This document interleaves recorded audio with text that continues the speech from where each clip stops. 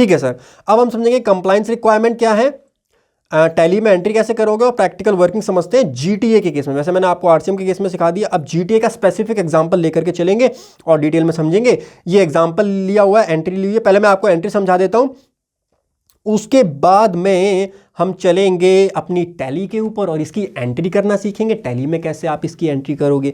देखिए जी, सिंपल सा केस है, एक हमारे जीटीए हैं, ये रिसिपेंट है हमारे, और जीटीए ने ट्रांसपोर्टेशन की सर्विस दी है जी, ट्रांसपोर्टेशन की सर्विस रिसिपेंट को दी है, रिसिपेंट 10,000 रुपीज के पास आ गए हैं। नाउ बिकॉज यहां पर आरसीएम ऑप्ट किया हुआ है, जीटीए जो है वो रजिस्टर्ड है, जीटीए रजिस्टर्ड है, लेकिन उसने आरसीएम मतलब फॉरवर्ड चार्ज ऑप्ट नहीं किया हुआ। आरसीएम के अंदर जो रिसिपेंट है उसको टैक्स लायबिलिटी देनी होती है, तो ये जो मिस्टर रिसिपेंट है इनको टैक्स लायबिलिटी देनी होगी। 10,000 की सर्विस थी, 10,000 का 5% देना होगा। बताइए कितना होता है 10,000 का 5%, 500 रुपीज का टैक्स किसको देना होगा बताइए, ये टैक्स देना होगा गवर्नमेंट को। किसको देना होगा, गवर्नमेंट को, और फिर इसका आईटीसी क्लेम करेंगे। ठीक है, अब समझिए एंट्री किस तरीके से होगी। एंट्री सेलर, सेलर का मतलब यहां पर सेलर कौन है, सप्लायर, सप्लायर कौन है, ट्रांसपोर्टर। ट्रांसपोर्टर की बुक्स में क्या एंट्री करोगे, और ये बायर हो गया हमारा, या फिर आप इसको रिसिपिएंट भी बोल सकते हो। रिसिपिएंट की बुक्स में क्या एंट्री करोगे, बिकॉज जब मैं कॉम्प्रिहेंसिव समझा रहा हूं तो मुझे दोनों पार्ट आपको समझाने पड़ेंगे, क्योंकि आपका क्लाइंट एक जीटीए भी हो सकता है, आपका क्लाइंट एक रिसिपेंट भी हो सकता है जो जीटी की सर्विस ले रहा है। अगर आप जीएसटी ऑफिसर हैं तब भी ये केस लग सकता है। आप जो है किसी जीटी वाले का केस भी देख रहे हो सकता है आप किसी ऐसे पर्सन का केस देख रहे हो जिसने जीटी की सर्विस ली हो। तो भाई दोनों पॉइंट समझाना मेरी रिस्पॉन्सिबिलिटी बनती है। सबसे पहले समझेंगे ट्रांसपोर्टर अपनी बुक्स में क्या एंट्री करेगा, वो ट्रांसपोर्टर जो जीएसटी में रजिस्टर्ड है, ध्यान रखिएगा। ठीक है, सबसे पहले रिसिपिएंट का नाम डाल देगा, यहां पर जो भी नाम है इस रिसिपिएंट का, इस रिसिपिएंट को डेबिट कर दिया। अब रिसिपिएंट किस हेड के अंदर जाएगा, अकाउंटेंट लोगों को, इधर आओ, अकाउंटेंट लोगों से बात करता हूं मैं थोड़ी सी, बताइए रिसिपिएंट जो है वो कौन से हेड में जाएगा, सेल ऑफ सर्विसेज, ये हमारा सेल्स अकाउंट हो गया, ये तो क्लियर है। सेल्स अकाउंट पीएनएल अकाउंट के क्रेडिट में चला जाएगा, आपकी इनकम पीएनएल अकाउंट के क्रेडिट में सेल्स अकाउंट में आप डाल दोगे, ये आपकी इनकम हो जाएगी 10,000 रुपये की। रिसिपेंट को आपने डेबिट कर दिया, रिसिपेंट का आप बनाओगे ऑल्ट सी करके टैली में लेजर, बताइए कौन से हेड के अंदर डालोगे, प्रैक्टिकल सिखाऊंगा, टेंशन ना लो। रिसिपेंट को डाला जाएगा सनरी डेटर्स के अंदर, आप डालेंगे इसको, ये हमारे डेटर्स हो जाएंगे, बिकॉज भाई इनसे पैसा आएगा हमारे पास में। 10,000 की आपने एंट्री यहां पर डाल दी है। उसके बाद जब पैसा आएगा तो बैंक में पैसा आ जाएगा टू रिसिपेंट, ये डेटर्स है, डेटर से पैसा आपके बैंक में आ गया 10,000 रुपये, 10,000 रुपये। उसके बाद जब आप अपनी जीएसटी का कंप्लाइंस करेंगे, चलो जीएसटी का कंप्लाइंस भी समझ लेते हैं कि ट्रांसपोर्टर अपनी जीएसटी का कंप्लाइंस किस तरीके से करेगा। ट्रांसपोर्टर जब अपनी GSTR-1 फाइल करने जाएगा, ट्रांसपोर्टर जब अपनी GSTR-1 फाइल करने जाएगा, मेरा ये लॉग आउट हो गया होगा, हाँ तो मैं इसको एक बार लॉग इन करता हूं। एक ट्रांसपोर्टर की GSTR-1 हमने खोल ली है, जीटीए की, जीटीए वाला पर्सन है ये, इसकी GSTR-1 खोल रहे हैं। आइए फाइलिंग सीखते हैं, रिटर्न डैशबोर्ड पे जाएंगे। मैं तो खाली एक इनवॉइस डाल के दिखाऊंगा, बट आपको यहां पर सारे इनवॉइस डालने पड़ेंगे, बिकॉज ये जीटीए रजिस्टर्ड है। मैंने क्लैरिफाई कर दिया, ये जीटीए क्या सर, रजिस्टर्ड जीटीए, रजिस्टर्ड भी है जीटीए तब भी आरसीएम लगता है क्या? हाँ जी, तब भी आरसीएम लगता है। सप्लाई पे बेस्ड है ना, ये सप्लाई पे बेस्ड है, उसके रजिस्ट्रेशन स्टेटस से कोई लेना देना नहीं है, सप्लाई पे बेस्ड है। जीटीए की सर्विस अगर है तो वो आरसीएम में कवर हो जाती है। अगर रिसिपेंट जो है वो क्या है, अभी मैं बताऊंगा रिसिपेंट कब कवर होती है कब कवर नहीं होती, उसको आगे समझ लेंगे, अभी इतना कॉम्प्लिकेटेड मत करो। अभी सिंपल सी चीज समझो कि अगर रजिस्टर्ड भी है जीटीए तब भी आरसीएम में जा सकता है वो। Table number 4A, 4B, 6B, 6C, इसके अंदर आपको डालना होता है आउटवर्ड सप्लाई का डेटा। GSTR-1 के अंदर आउटवर्ड सप्लाई का डेटा जाता है, यस और no? Yes sir. Table number 4 के अंदर आप जाएंगे, अभी जीटीए का काम कर रहे हैं हम, ऐड रिकॉर्ड करेंगे। ऐड रिकॉर्ड के अंदर यहां पर हम डालेंगे रिसिपेंट का नेम। रिसिपेंट का नेम कोई है यहां पर क्या, देखूं? आ गया फिनटेक्स प्रो। चलो एग्जांपल के लिए डाल देते हैं कि हमने फिनटेक्स प्रो को सर्विस दी, भाई हमने फिनटेक्स प्रो एडवाइजरी LLP को सर्विस दी। इनवॉइस नंबर डाल दो जी, इनवॉइस नंबर कुछ भी डाल दो डमी, और डेट डाल दीजिए आप, डेट डल गई। यहाँ पर आपकी टोटल इनवॉइस वैल्यू बताइए। हाँ कंफ्यूज हो जाओगे, टोटल इनवॉइस वैल्यू बताओ भाई। हाँ जी, कितनी डालूं बताइए जल्दी से फटाफट। 10,000 प्लस जीएसटी की डाल देता हूँ, 10,500 डाल देता हूँ। कैसी बात कर रहे हो भाई, कैसी बात कर रहे हो? 10,500 क्यों डालोगे? कितने की सेल की है? 10,000 की सेल की है तो 10,000 डालो वहां पे। जीएसटी आप क्यों चार्ज करोगे? जीएसटी तो रिसिपेंट को अलग से वहां पे देना है ना, तो यहां पर तो भाई आप 10,000 डालिए। नहीं लेगा भाई, मेंशन करना पड़ेगा 10 1 2 3, हाँ जी सर। उसके बाद प्लेस ऑफ सप्लाई दिल्ली रख लेते हैं। हाँ जी हाँ जी हाँ जी हाँ जी हाँ जी। कौन सा रेट क्या क्या कौन सा रेट है? ये आरसीएम है, आरसीएम में लगता है 5%। तो कहाँ डालूं बताओ, कौन से कॉलम में डालूं? 12% में डाल दूं क्या? अरे भाई आरसीएम का केस है, आरसीएम के केस में 5% लगेगा, बताया तो हुआ है बाबू, फिर भी ऐसे करते हो। चलो 5% में डालो, कितना? 10,000 डालोगे? हाँ जी सर 10,000 डालेंगे। सर ये आप क्या सिखा, ये थ्योरी सिखा रहा हूं ना मैं, ये थ्योरी सिखा रहा हूं ना, तभी तो मुझे गुस्सा आती है, तभी तो मुझे गुस्सा आती है। ये थ्योरी है भाई, ऐसे ही काम होता है एक्चुअल में। देखो अब कोई जीटीए का काम करोगे ऐसे ही तो करोगे। हाँ अब सारी चीज़ तो सर बता दी, इंपॉर्टेंट चीज कहाँ टिक करना है, सप्लाई अट्रैक्ट रिवर्स चार्ज। लेकिन अभी नहीं, अभी सुनो, अगर मैं यहां पर रिवर्स चार्ज सेलेक्ट नहीं करता और इसको मैं कर देता हूं सेव, तो ये मेरी क्या बन जाएगी बताइए? ये मेरी सेल तो है ही, लेकिन इसके ऊपर टैक्स लायबिलिटी भी मेरी आ जाएगी, है ना, मेरी आ जाएगी। लेकिन जैसे ही मैं यहां पर सेलेक्ट करूंगा सप्लाई अट्रैक्ट रिवर्स चार्ज, इसका मतलब अब यहां पर टैक्स लायबिलिटी किसकी आएगी भैया? इसकी आएगी, आपकी सर जी, फिनटेक्स प्रो एडवाइजरी एलएलपी आपकी आएगी। ठीक है, क्लियर हो? कोई कंफ्यूजन? ये रिसिपेंट है, रिसिपेंट भैया लिखा हुआ है, रिसिपेंट, रिसिपेंट की लायबिलिटी यहां पर आएगी। और जैसे ही मैंने यहां टिक करके इसको सेव करूंगा लीजिए सर,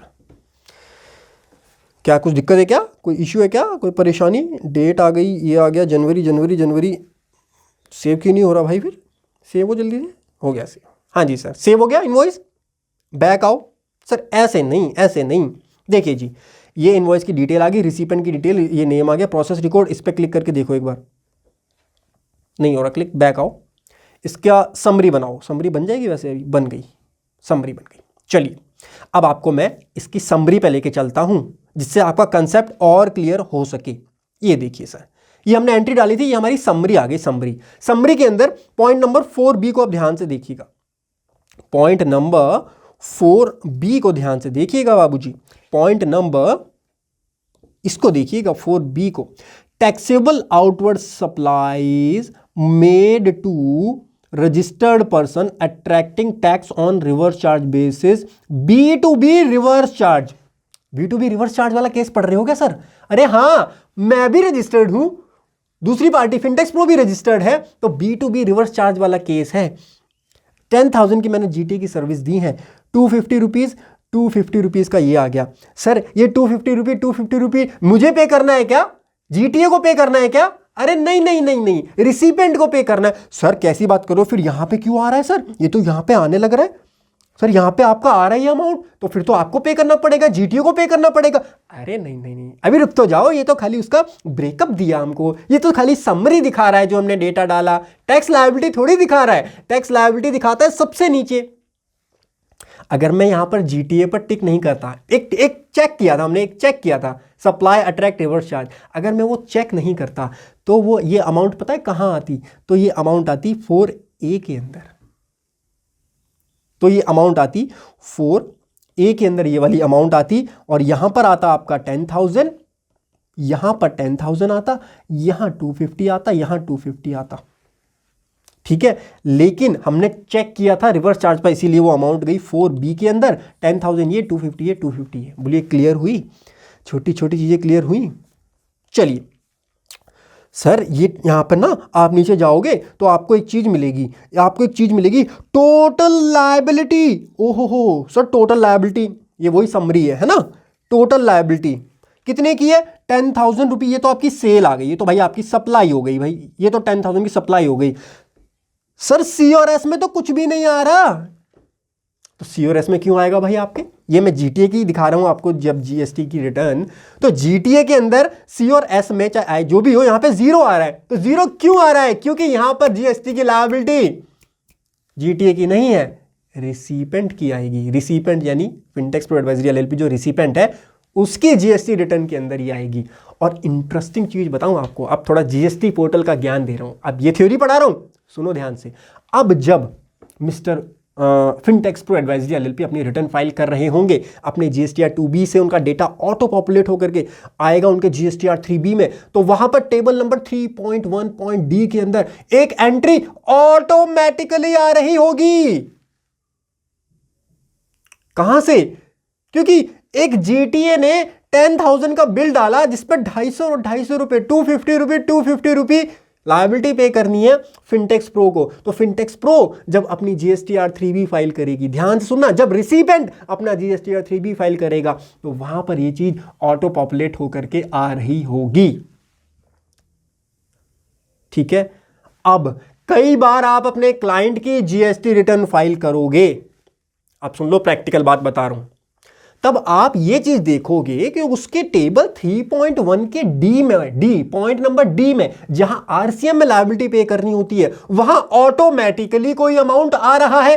तो वो ऑटोमेटिकली अमाउंट इसलिए आता है बिकॉज आपका कोई जीटीए का सप्लायर है या कोई आरसीएम वाला सप्लायर है जो कि जीएसटी में रजिस्टर्ड है, जिसने अपने जीएसटीआर 1 के अंदर अमाउंट डाली है टेबल नंबर 4B के अंदर और चेक किया है वो, इसीलिए एज ए रिसिपेंट आपके जीएसटीआर 3B में टेबल 3.1.D के अंदर ऑटोमेटिकली रिफ्लेक्ट होकर के वो अमाउंट आ रही है। ये थ्योरी समझा रहा हूं मैं। अरे भैया ऐसे काम होता है। कई लोग कंफ्यूज होते हैं, मेरे पास स्क्रीनशॉट भेज, सर ये अमाउंट समझ नहीं आ रहा कहां, ये अमाउंट यहां से आता है। समझ गए? हाँ जी सर, बहुत बढ़िया सर, अच्छा मजा आया सर, मजा आ रहा है सर, मजा। पढ़ाई में जब मजा आने लगता है ना तो पढ़ाने वाले को भी मजा आता है और सीखने वाले को भी मजा आता है ना। मैंने आपको क्या बोला स्टार्टिंग में, मेरे साथ जुड़े रहे ना, मैं तो इस तरीके से पढ़ाऊंगा कि अब मैं लाइव पढ़ा रहा हूं, मेरे सामने 10,000 स्टूडेंट्स बैठे हैं और सबको मैं पढ़ा रहा हूं।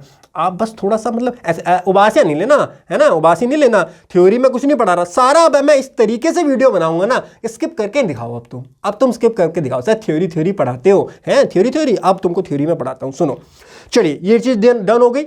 हाँ सर, एक एंट्री समझ में आ गई। हाँ जी सर, कंप्लाइंस समझ में आ गया, कंप्लाइंस वाला पार्ट कर रहे थे हम। हाँ जी, R1 कर लिया। अच्छा, जब मैं जीटीए की 3B फाइल करूंगा, उसके 3B में क्या जाएगा बताओ? सर आपने चिल्ला के बता दिया, रिसिपेंट का 3B, जीटीए के 3B में क्या जाएगा? अरे भाई, जब उसकी कोई लायबिलिटी नहीं है तो उसके 3B में आजकल डेटा ऑटो पॉपुलेट होकर के जाता है। अब ये प्रैक्टिकल का जो R1, 3B, IMS 2A, 2B, ये डिटेल में तो मैं बाद में समझाऊंगा, लेकिन ब्रीफली समझ लो। आज की डेट में 3B बहुत सिंपल हो गई है, ऑटोमेटिकली डेटा आ जाता है जीएसटीआर 1 से, जीएसटीआर 2B से, तो आपको ज़्यादा कुछ करने की जरूरत होती नहीं है। तो जब कोई लायबिलिटी जीएसटीआर 1 के अंदर है ही नहीं तो 3B में क्या जाएगा? कुछ भी नहीं जाएगा। यानी ये जो 10,000 की बात कर रहा हूं मैं अभी, केवल ये 10,000 की बात कर रहा हूं जो ये वाली सप्लाई है, तो इससे रिलेटेड जीएसटीआर 3B में कुछ भी एंट्री नहीं जाएगी। No impact in GSTR 3B। If GTA was unregistered, अगर जीटीए सर अगर जीटीए अनरजिस्टर्ड होता तो आपने रजिस्टर वाला एग्जाम्पल तो हमको देके दिखा दिया। ये एग्जाम्पल मैं वही ले रहा हूं जब मेरा जीटीए रजिस्टर्ड है। सर मान लो जीटीए तो आजकल ऐसे होते हैं रजिस्टर्ड ही नहीं होते, बस खाली कंसाइनमेंट नोट बना करके दे देते हैं, और जीटीए और जीएसटी में तो वो रजिस्टर्ड ही नहीं होते। तो उस केस में ये सारा कंप्लायंस तो भाई, अब कोई पर्सन रजिस्टर्ड ही नहीं है तो क्या अपने अकाउंट बना रहा होगा, ना ही तो वो अपनी बुक्स में कोई एंट्री कर रहा होगा, ना ही तो जीएसटी पोर्टल पे कोई कंप्लायंस करेगा। उस केस में ध्यान से सुन लो, उस केस में जो रिसिपेंट है फिनटेक्स प्रो, उसके जीएसटीआर 3B के टेबल 3.1.D आरसीएम जो होता है ना, लास्ट क्लास में दिखाई थी मैंने आपको वो एंट्री, वो आरसीएम वहां जाता है। तो वहां पर कोई अमाउंट ऑटोमेटिकली नहीं आ रहा होगा। सर एक काम करते हैं, ऑटोमेटिकली कोई अमाउंट नहीं आ रहा ना आरसीएम का, हम डालते ही नहीं है भाई, फंस जाओगे। ऐसा नहीं होता, आपको करेक्टली वहां पर मैन्युअली एंट्री करनी होगी। उस केस में टेबल नंबर D 3.1.D के अंदर मैनुअल एंट्री करके आप 250 CGST 250 SGST लिखोगे, अगर ये सप्लायर अनरजिस्टर्ड है तो। इसी को तो प्रैक्टिकल बोलते हैं भाई, क्योंकि ऐसे ही तो काम होता है पोर्टल के ऊपर। क्यों जी, समझे? जीएसटी ऑफिसर वालों, समझ में आ रहा है? किसी का पीएनएल देख रहे हो, किसी पार्टी का मंगाया है डेटा, फ्रेट एक्सपेंस देख लेना, inward freight, outward freight, transportation charges, फिर पूछना कि किससे लिए हैं, कंसाइनमेंट नोट रखा है नहीं रखा है, पहले कंसाइनमेंट नोट मंगा लेना, वरना वो पर्सन पहले ही नाट जाएगा कि भाई कंसाइनमेंट नोट नहीं इशू करते हैं हम। कंसाइनमेंट नोट ले रखा होगा तो कंसाइनमेंट नोट के बाद फिर बोलना जीटीए में लायबिलिटी पे की है नहीं की है। मैंने कई केसेस में देखा है कि डिपार्टमेंट की तरफ से नोटिस डायरेक्टली भेज दिया जाता है विदाउट चेकिंग कि वो सप्लाई जीटीए के थ्रू है या नहीं है, खाली ये देख करके कि ट्रांसपोर्टेशन चार्जेस हैं तो उस पर जीटीए लगेगा। ऐसा कहना सही नहीं होता है ना, डिपार्टमेंट वालों से अब मैं बात कर रहा हूँ। ऐसा कहना 100% आप नहीं बोल सकते। आप रिटर्न में ले लो क्लाइंट से कंसाइन, या तो आप डॉक्यूमेंट इस तरीके से मंगाओ, पहले पीएनएल मंगाओ, उसके बाद बोलो ट्रांसपोर्टेशन चार्जेस है ना, किससे ट्रांसपोर्टेशन आपने कराया वो बताओ, कंसाइनमेंट नोट ला करके दो। जब वो कंसाइनमेंट नोट ला करके देते तब बोलो अब आरसीएम की एंट्री दिखाओ, तब फंसेगा क्लाइंट, तब नोटिस भेजो उसको। कैसी बात कर रहे हो सर, आप तो टैक्स पेयर को मरवाने की बात कर रहे हो। भाई मुझे सबको देखना पड़ता है भाई, मेरी क्लासेज एक अकाउंटेंट भी देख रहा है, एक सीए भी देख रहा है और एक जीएसटी ऑफिसर भी देख रहा है, तो मुझे तो सबके हित में बात करनी पड़ेगी ना भाई, है उसको अपना डिपार्टमेंट का रेवेन्यू नहीं सेफ गार्ड करना, बिल्कुल करना है। चलिए sir, recipient फिनटेक्स pro advisory LLP तो अब हमने ले ही लिया, तो चलो उसका नाम ही लिख देते हैं फिनटेक्स प्रो की बुक्स में इतनी गंदी राइटिंग में लिख रहे हो सर, आपकी कंपनी है यार, ठीक है यार अच्छे से लिख देते हैं, ये लो फिनटेक्स प्रो। हाँ जी सर, फिनटेक्स प्रो अपनी बुक्स में क्या एंट्री करेगी, सबसे पहले freight expense, transport expense. Accounting is an art, देखो अकाउंटिंग एक आर्ट है, आप अपने हिसाब से जो मर्जी नाम ले लो, बस कंसेप्ट ये है कि ये आपका एक इनडायरेक्ट एक्सपेंस पीएनएल के डेबिट साइड में आप डालोगे, टैली में ऑल्ट सी करके जब इसका हेड बनाओगे तो फ्रेट एक्सपेंसेस इनडायरेक्ट एक्सपेंसेस के अंदर आप डालोगे तो ये पीएनएल के डेबिट में जाएगा आपकी, ठीक है जी। 10,000 रुपये का आपने ये खर्चा किया। टू जीटीए, ये वैसे वही एंट्री है, मैंने आपको शायद लास्ट क्लास में समझा दी थी ये एंट्रियाँ, तो वही एंट्री ये दोबारा से हो रही है, तो एंट्री तो सेम ही रहेंगी भाई, एंट्री चेंज थोड़ी हो जाएंगी। तो जीटीए का नाम यहाँ पर आ जाएगा, जो भी उस कंपनी का नाम है। जीटी कौन से हेड में, क्रेडिटर्स सर, ये तो क्रेडिटर्स हैं, इसको तो पेमेंट देनी है, क्रेडिटर्स 10,000 रुपये। इनपुट मैंने यहाँ आईजीएसटी वैसे लिखा हुआ है, आईजीएसटी मान, क्योंकि सिंपल हो जाता है, सी और एस बार बार नहीं लिखना पड़ेगा, इसीलिए आईजीएसटी का एग्जाम्पल लिया। बाकी सेम स्टेट में तो आईजीएसटी और डिफरेंट स्टेट में है तो सी और एस लगेगा यहाँ, डिफरेंट स्टेट में तो आई लगेगा, सेम स्टेट में सी और एस लगेगा। मैं खुद कंफ्यूज हो रहा हूँ, कैसी बातें कर रहे हो बच्चों वाली सर।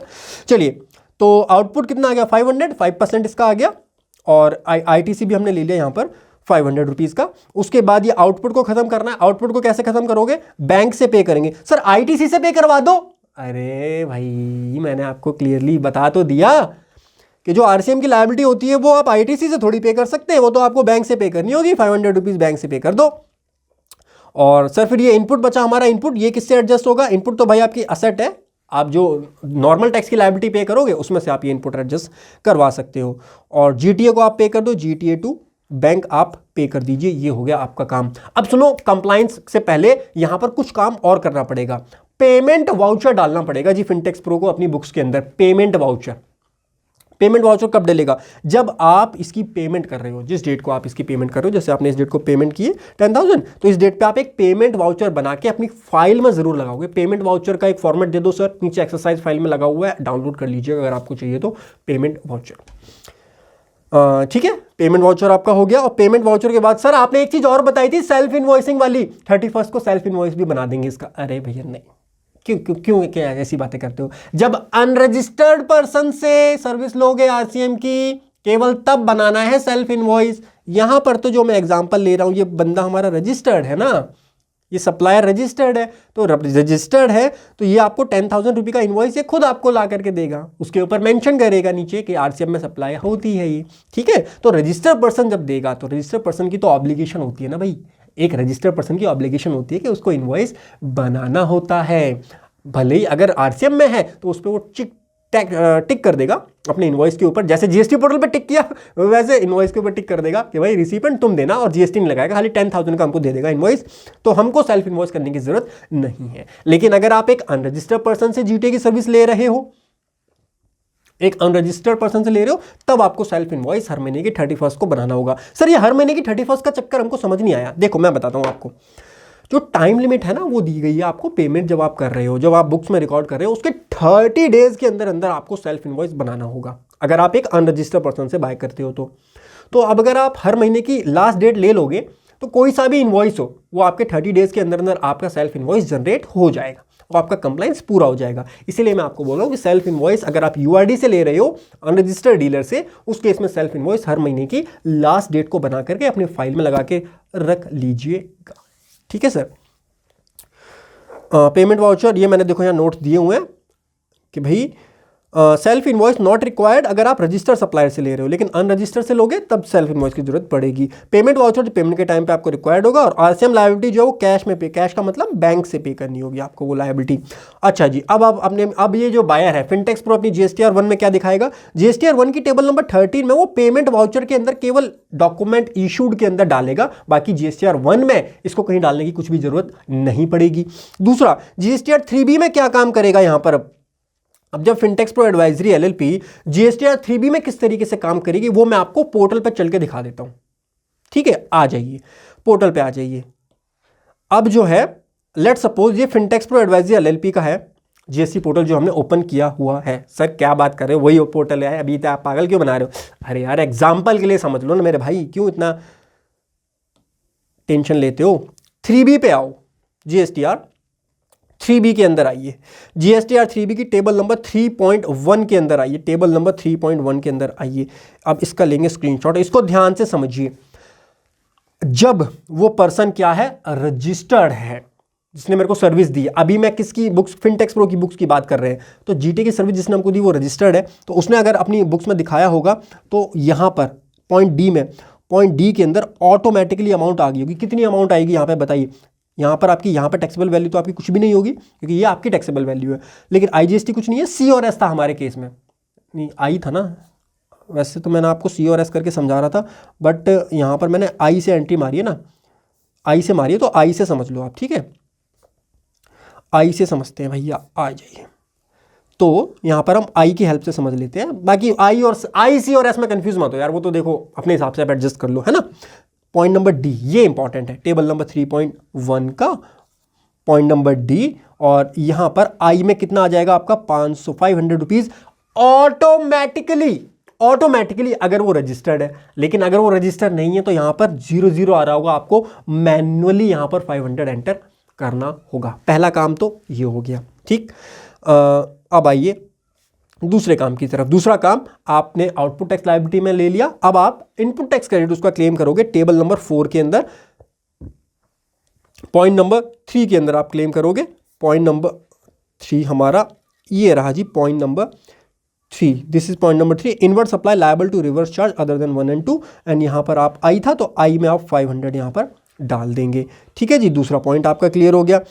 और तीसरा पॉइंट आपका क्या होगा, इसकी पेमेंट होगी यहाँ पर टेबल नंबर 6.1 में। आप कहोगे सर मेरे पास तो इतना सारा आईटीसी पड़ा है, कुछ कैश में देने की जरूरत नहीं पड़ती, लेकिन रिवर्स चार्ज की लायबिलिटी आपकी 500 की पता है कहाँ आ रही होगी, आई है ना, आई। तो आई जो है मैं दिखाता हूँ आपको, आई कहाँ रहा होगा, ये रहा I, this is your I, this is your reverse charge which is to be paid in cash, and यहाँ पर आपका 500 आ रहा होगा सर, और ये आपको कैश में पे करना होगा। आईटीसी से आप इसको एडजस्ट नहीं करवा सकते हैं। ठीक है, उसके बाद आप अपनी रिटर्न फाइल कर देंगे। तो इस तरीके से आपको अपनी 3B के अंदर ये सारी चीज़ें करनी होगी। सर एक चीज़ और बताइए, ये जो एंट्री आपने बताई ना, एंट्री सेलर के लिए तो मैं टैली में एंट्री नहीं बताऊंगा, देखो सेलर के लिए तो सिंपल एंट्री है, चलो सेलर के लिए भी बता दूंगा, टेंशन ना लो भैया, सब बता दूंगा। टैली में बता दो कैसे एंट्री करनी है, हम तो अकाउंटेंट हैं, हमने तो कोर्स इसलिए लिया है कि टैली का भी सीख जाए थोड़ा बहुत। टैली का कुछ सिखाते नहीं हो, खाली आप ऐसे नोट्स पे बना करके एंट्री दे देते हो। नाराज नहीं होते बाबू, मैं सिखा तो रहा हूँ। सेलर की एंट्री भी आपको सिखा दूंगा, बायर की एंट्री भी आपको सिखा दूंगा, दोनों की एंट्री टैली में किस तरीके से होती है। चलिए अब वो सीख लेते हैं। चलिए सर अब सीखते हैं किस तरीके से जीटीए के केस में आपको टैली में एंट्री करनी है। अगर कोई ट्रांसपोर्टेशन की सर्विस आप ले रहे हैं किसी जीटीए से जिसने आपको कंसाइनमेंट नोट इश्यू किया है, ये इंपॉर्टेंट है, तो उस केस में आरसीएम में रिसिपेंट की लायबिलिटी होती है जीएसटी पे करने की। टैली में कैसे आप उसकी एंट्री करेंगे, किस तरीके से आप पेमेंट वाउचर इशू करेंगे, कैसे जीएसटी पे कंप्लायंस करेंगे, इन सभी बातों पर प्रैक्टिकल एक्सपेक्ट आपको मैं आज दिखाने वाला हूं। लीजिए सर, टैली के अंदर हम आ चुके हैं, टैली के अंदर गेटवे ऑफ टैली पे हम आ चुके हैं। मेरे पास ये कंसाइनमेंट नोट भी अवेलेबल है, दिखा देता हूं, अगर आपको दिखे, नहीं भी दिख रहा तो मैं डिटेल इसकी बता देता हूं। हमने जो है 10,000 रुपये की, 10,000 नहीं 20,000 रुपये की, 20,000 रुपये का हमारा ये खर्चा है। दिल्ली से लेकर के हमने बिहार में माल भेजा था और हमने इसकी पेमेंट की थी। तो रिसिपेंट कौन हुआ, हम हुए रिसिपेंट, बिकॉज हमने पे किया है ट्रांसपोर्टर को, तो हम यहाँ पर रिसिपेंट है और हम अपनी बुक्स के अंदर आरसीएम में उसकी टैक्स लायबिलिटी को पे करेंगे, उसका आईटीसी क्लेम करेंगे और 3B के अंदर उसको दिखाएंगे, पेमेंट वाउचर इशू करेंगे। ठीक है, 20,000 रुपये की यहाँ पर क्या है हमारा ट्रांसपोर्टेशन का खर्चा हुआ है। ठीक है, सबसे पहले जो हमारे पास जिस डेट को ये कंसाइनमेंट नोट आया है उस डेट को हम एक एंट्री मारेंगे, जिस डेट को कंसाइनमेंट नोट आया उस डेट को हम अपना एक्सपेंस बुक करेंगे अपनी बुक्स के अंदर। एक्सपेंस बुक करने के लिए आप वाउचर में आएंगे, वाउचर में जर्नल के अंदर आपको जाना है, F7 प्रेस करना है, जर्नल में जाना है। सबसे पहले by transportation charges, alt C, यहाँ पर आप नया लेजर में बना देता हूँ, इसको आप transportation charges, freight charges, inward freight, outward freight, कुछ भी बोल लो, one and the same thing ही होती हैं।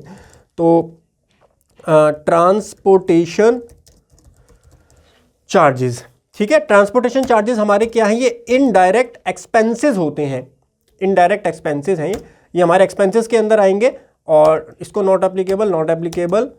यहां पर GST rate and related details के अंदर आपको जाना है, स्पेसिफाई डिटेल्स हेयर पे क्लिक करना है। ये आइटम टैक्सेबल आइटम होती है, कब, जब जीटीए प्रोवाइड कर रहा है तो ये टैक्सेबल आइटम हो जाती है और रिसिपेंट को आरसीएम में पे करना होता है, तो टैक्सेबल आप सेलेक्ट करेंगे। जीएसटी रेट यहाँ पर क्या होगा, 5% का जीएसटी रेट होता है जब जीटीए की सर्विस आरसीएम के अंदर आती है और रिसिपेंट को पे करना होता है। यहाँ पर हम 5 सेलेक्ट करेंगे। उसके बाद में applicability, applicable for reverse charge, कई बार आपको यहाँ पर डिफॉल्ट ये देखने के लिए नहीं मिलेगा, उस केस में आपको क्या करना होगा, उस केस में आपको फंक्शन F12 यहाँ पर आपको प्रेस करना होगा। F12 में आप जाएंगे जीएसटी डिटेल्स के अंदर, जीएसटी डिटेल में आपको इनेबल रिवर्स चार्ज कैलकुलेशन दिख रहा होगा, उसको आपको यस करना है, यस करके कंट्रोल A करके आप इसको एक्सेप्ट करेंगे, तब आपको यहाँ पर जीएसटी के अंदर दिख जाएगा applicable for reverse charge and यहाँ पे आपको यस करना है। उसके बाद ये सर्विसेज हैं तो सर्विसेज पर क्लिक करेंगे, बैंकिंग डिटेल में आप नो रहने दीजिए एंड ट्रांसपोर्टेशन चार्जेस को आप यहाँ पर आ जाएंगे। कितने ट्रांसपोर्टेशन चार्जेस हैं, 20,000 के हमारे ट्रांसपोर्टेशन चार्जेस हैं, इसको आप कंट्रोल ए कर दीजिए, 20,000 के ट्रांसपोर्टेशन चार्जेस हो गए हैं। अब जब आप ट्रांसपोर्टेशन चार्जेस बुक कर रहे हैं तो इसके साथ साथ आप इसका आउटपुट जीएसटी जो आरसीएम में पे करेंगे वो भी यहाँ पर रिकॉर्ड करेंगे और उसका आईटीसी भी रिकॉर्ड करेंगे। सबसे पहले हम बाय इसके ऊपर जो इनपुट है उसकी एंट्री डाल देते हैं, तो कितना टैक्स लगेगा पहले तो मैं वो आपको बता देता हूं। तो 20,000 का टोटल टैक्स होगा 5%, ठीक है, तो 20,000 का 5% कितना आ जाएगा, 20,000 का 5% हो जाएगा और 1,000 रुपये। अब 1,000 में बिकॉज ये सेम स्टेट में तो यहाँ सी और एस लगेगा, तो 500 CGST 500 SGST का इनपुट लेंगे हम और आउटपुट RCM भी 500 CGST 500 SGST का करेंगे। अब मैं आपको इनपुट का लेजर भी क्रिएट करके दिखाता हूँ, ऑल्ट सी करके आप लेजर क्रिएट करेंगे, ये आ गया आपका इनपुट CGST। इनपुट CGST में ये जाएगा, ये ड्यूटीज एंड टैक्सेस में हमारा लेजर जाएगा, ड्यूटीज एंड टैक्सेस में GST के अंदर जाएगा और उसके बाद ये कौन सा GST, CGST है, तो यहाँ पर आप CGST के अंदर इसको डालेंगे। कैलकुलेशन की परसेंटेज ऑफ कैलकुलेशन की जरूरत नहीं है, वो हम मैनुअली यहाँ पर डालेंगे क्योंकि मल्टीपल रेट्स के होंगे तो कैलकुलेशन की जरूरत हमको यहाँ नहीं है, हम इसको एक्सेप्ट कर देते हैं। नाउ इनपुट CGST में कितना जाएगा आपका 2.5%, अगर मैं बोलूँ इनपुट CGST 2.5% होगा, जो कि आपका निकल के आएगा 500 रुपीज़। उसके बाद बाय एक और लेजर इनपुट SGST का ना, SGST का बनेगा और यहाँ SGST का मतलब क्या है, दिल्ली की फॉर्म है हमारी ये, तो दिल्ली GST, ठीक है, SGST का मतलब दिल्ली GST, DGST इसको हम बोल सकते हैं। ये भी ड्यूटीज एंड टैक्सेस में जाएगा, GST के अंदर हम इसको डालेंगे, कौन सा है ये, SGST के अंदर जाएगा ये, SGST में डालिए, परसेंटेज कैलकुलेशन नहीं करेंगे, मैनुअली कर लेंगे, 500 का हम ये डाल देंगे। उसके बाद 2 में जाएगी पार्टी की डिटेल्स। अब पार्टी की डिटेल कंसाइनमेंट नोट में हमको मिल जाएगी, पार्टी की डिटेल हम डाल देते हैं ऑल्ट सी करके, पार्टी का नाम है Asha cargo movers private limited. Sir private limited company है तब भी आरसीएम में देना होगा, हाँ जी तब भी आरसीएम में देना होगा, बिकॉज ये और इवन ये जो केस है ना इसके पास जीएसटी नंबर भी है, इसने अपना जीएसटी नंबर डाला हुआ है, दिल्ली जुडिक्शन, हाँ जीएसटी में रजिस्टर्ड भी है ये पर्सन, ये जो आशा कार्गो प्राइवेट लिमिटेड है ना जीएसटी में रजिस्टर्ड भी है। क्या सर ऐसा भी हो सकता है जीएसटी में रजिस्टर्ड है तब भी आरसीएम लगेगा? भाई जीटीए की सर्विस अगर आपने ली है, इवन दो जो सप्लायर है जो जीटीए है वो जीएसटी में रजिस्टर्ड पर्सन है, तब भी आपको रिसिपेंट एज ए रिसिपेंट ही जीएसटी देना होगा। तो ये हमारे लिए क्या है, इसको हमको पेमेंट करनी है, सन्ड्री क्रेडिटर्स के अंदर इसको आप बुक करेंगे और बिल बाय बिल मेंटेन करो या मत करो उसकी कोई ज़रूरत नहीं है। नेम आ गया, एड्रेस डाल देते हैं भाई, जो इनका एड्रेस है 25, ये मैं रियल एग्जांपल बता रहा हूँ भाई, डमी वमी नहीं है, पहुँच मत जाना कहीं वहाँ कॉल वॉल कर दो खन्ना मार्केट 30,000 ही दिल्ली में पड़ता है, जहाँ से बहुत ट्रांसपोर्टेशन होता है। 20,000 ही लिख दिया भाई, अरे यार ये मेरा ना कीबोर्ड चेंज हो जाता है ना तो थोड़ी दिक्कत होती है। 30,000 ही, ठीक है। दिल्ली में आ जाएगा, इंडिया में आ जाएगा, pin code 110054। Banking detail no रहने दो। रजिस्ट्रेशन पैन नंबर है इसका हमारे पास, पैन नंबर भी इसने दिया हुआ है, पैन नंबर डाल देते हैं। पैन नंबर क्या है? AAF। अच्छा ये डिटेल्स ना, क्योंकि हम पेमेंट एडवाइस बनाएंगे यहाँ पर, पेमेंट वाउचर हमको यहाँ बनाना होगा। वैसे तो वो पार्टी रजिस्टर्ड है तो सेल्फ इनवॉइस हमको बनाने की जरूरत नहीं है, बट पेमेंट एडवाइजरी, हम पेमेंट एडवाइस जिसको बोलते हैं, पेमेंट वाउचर जिसको बोलते हैं, वो हम यहाँ पर बना करके सेव करके रखते हैं जितने भी हमारे आरसीएम में हम जिसकी टैक्स लायबिलिटी पे करते हैं। तो इसलिए ये डिटेल सारी डालेंगे जिससे वो पेमेंट वाउचर जो हम बनाएंगे उसके अंदर ये डिटेल कैप्चर हो जाए अच्छे से। AAFCA 4967L regular tax payer है। जीएसटी नंबर इसका है 07 AAFCA 4967L। L के बाद है 1Z8 L के बाद क्या है? 1Z, ज़्यादा हो गया क्या? 07 AAFCA 4 क्या है? 4967 है, यहाँ गलती कर दिया हमने। 4967L 1Z8, हाँ ये है। और एडिशनल डिटेल में प्लेस ऑफ सप्लाई डाल दो आप, क्या है? दिल्ली ये प्लेस ऑफ सप्लाई है, ये हम डाल देते हैं एंड इसको हम एक्सेप्ट कर देते हैं। सो भाई इसको कितना देना है? इसको 20,000 देना है। इसको जीएसटी इसको नहीं देंगे हम, जीएसटी हम as a recipient directly government को देंगे। कंसेप्ट ध्यान है जो हमने थ्योरी में पढ़े थे। तो 20,000 देंगे इसको खाली। सर बाकी जो बचा 500 वो हम आउटपुट में डालेंगे। उसके लिए हम नया लेजर बनाएंगे, आउटपुट CGST। आरसीएम के लिए हम अलग लेजर बनाएंगे, नॉर्मल आउटपुट लायबिलिटी में इसको नहीं डालेंगे। क्यों? क्योंकि आरसीएम की लायबिलिटी हमको बैंक से पे करनी होती है, तो इसीलिए उसको आइडेंटिफाई करने के लिए हम आरसीएम का सेपरेट लेजर बना करके चलते हैं और आरसीएम में उसको डालेंगे। ड्यूटीज एंड टैक्सेस के अंदर हम इसको डालेंगे। एंड ये हमारा जीएसटी, आउटपुट जीएसटी कौन सा है? CGST। तो CGST में आप डाल दीजिए, परसेंटेज कैलकुलेशन की जरूरत नहीं है, मैनुअली कर लेंगे। 500 to Alt C output SGST, DGST भी चल जाएगा वैसे, SGST RCM, duties and taxes and GST, SGST में डालेंगे इसको एंड इसको एक्सेप्ट कर देंगे। 500 हमारा ये आ जाएगा। और नरेशन में लिख दीजिए ट्रांसपोर्टेशन चार्जेस बुक्ड, ठीक है। 1 अप्रैल को हमने ये एंट्री की और ये हमने बुक कर दिया, ठीक। अब बुक करने के बाद में आप इसकी पेमेंट करोगे।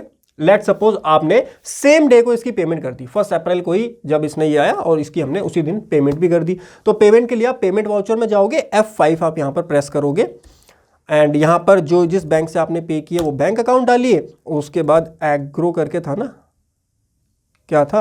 आशा करके था। 20,000 यहाँ डालेंगे, ऑन अकाउंट में डाल दीजिए और नरेशन में डाल दीजिए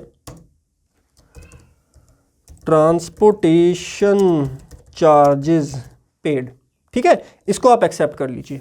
अब एक बार इसका पेमेंट वाउचर भी हमको चाहिए होगा, तो आप डे बुक में जाइए एंड डे बुक में ये हमारी जो पेमेंट की एंट्री है, ये वाली पेमेंट की एंट्री में जाइए। यहाँ पे आप Ctrl+P प्रेस कीजिए और अगर आप प्रीव्यू करेंगे तो ये वाला फॉर्मेट मुझको थोड़ा सा अच्छा नहीं लगता, ये पेमेंट एडवाइस अच्छे से आती नहीं है। हमको चाहिए कंप्लीट पेमेंट एडवाइस, जिससे वो सेल्फ इनवॉइस, मतलब पेमेंट एडवाइस कम सेल्फ इनवॉइस वही बन जाए। तो उसके लिए हम यहाँ पर कन्फिगर करेंगे। कन्फिगर में जाकर के C प्रेस करके यहाँ पे आप जो है नीचे जाएंगे, प्रिंट पेमेंट एडवाइस पे आप यस कीजिए। पेमेंट एडवाइस की डेट, कब पेमेंट की है आपने, जो पेमेंट हुई है आपकी वो पेमेंट डेट आप यहां पर डालेंगे 1/4/2024। जिस डेट को आप पे कर रहे हो वो डेट डालिए। उसके बाद कोई और चीज़ आपको चाहिए तो वो चीज़ आप यहां से चेंज कीजिए, Ctrl+A कीजिए। उसके बाद यहां से आप प्रिंट कर दीजिए। प्रीव्यू करके अगर मैं आपको दिखाऊं तो इस तरीके से आपकी पेमेंट एडवाइस आएगी, जहां पे आपकी डिटेल होगी, आपका डेट होगा और पार्टी का नाम होगा, किस लिए आपने पेमेंट की नरेशन यहां पर आ रही है और पूरी डिटेल आ रही है, कितनी पेमेंट आपने की 20,000 की, वो डिटेल आएगी। इसको प्रिंट लेकर के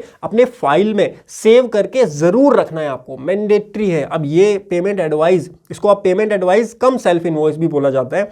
तो वो आपको सेव करके अपने पास रखना अब मैंडेटरी हो गया as per provisions of GST. तो इस पार्ट को आप स्किप नहीं कर सकते, ध्यान रखिएगा। पेमेंट वाउचर को आपको अपनी फाइल में मेंटेन करके रखना पड़ेगा। सॉफ्ट कॉपी है तो सॉफ्ट कॉपी करके रख लो, वरना प्रिंट करके अपनी फाइल में मेंटेन करके रखना पड़ेगा। आप सेल्फ इनवॉइस कम पेमेंट एडवाइस दोनों एक ही चीज़ होती है, तो उस तरीके से आप ये मेंटेन करके रखेंगे। कई बार किसी सॉफ्टवेयर में अगर आपका पेमेंट वाउचर जो है वो नॉर्मल बनता है, उसमें डिटेल्स नहीं आ रही हैं, तब आपको सेल्फ इनवॉइस अलग से बनाना होगा, जो कि मंथ की लास्ट तारीख को बनेगा। और सेल्फ इनवॉइस का जो सेपरेट फॉर्मेट अगर आपको चाहिए एक्सेल वाला या एडिटेबल फॉर्मेट जो है, उसका आपको डिस्क्रिप्शन एक्सरसाइज फाइल में नीचे आपको मिलेगा, मैं दे दूंगा एडिटेबल फॉर्मेट, तो वहाँ से आप जो है सेल्फ इनवॉइस भी जनरेट कर सकते हैं। अगर आप टैली में ऑब्वियसली काम नहीं कर रहे, मैनुअली काम कर रहे हो, एक्सेल में डेटा मेंटेन कर रहे हो, तो आप उसके थ्रू भी अपना सेल्फ इनवॉइस जनरेट कर सकते हो। ठीक है सर, ये बात हमको क्लियर हो गई। अब जो है नेक्स्ट मंथ क्या होगा, नेक्स्ट मंथ आप इसकी पेमेंट करोगे, जितना जीएसटी आपका पेबल है आरसीएम का 900 वो बैंक से पे करोगे। नेक्स्ट मंथ के 20 को जब आप जीएसटी की पेमेंट कर दोगे, जीएसटी रिटर्न फाइल कर दोगे, तो यहाँ पे आप उसकी एंट्री पेमेंट की मार दोगे। ठीक है, अब मैं आपको जो मेन चीज दिखाने जा रहा हूं वो ये है कि यहां पर हम स्टैट्यूटरी रिपोर्ट्स में जाएंगे, जीएसटी रिपोर्ट्स में जाएंगे। जीएसटीआर 1 में तो कुछ नहीं जाएगा, 3B में इसकी पेमेंट होती है। जीएसटीआर 3B में जाएंगे और यहां से एक बार पीरियड सेलेक्ट कर लेते हैं, जिस पीरियड का हम काम कर रहे हैं। ये आ गया।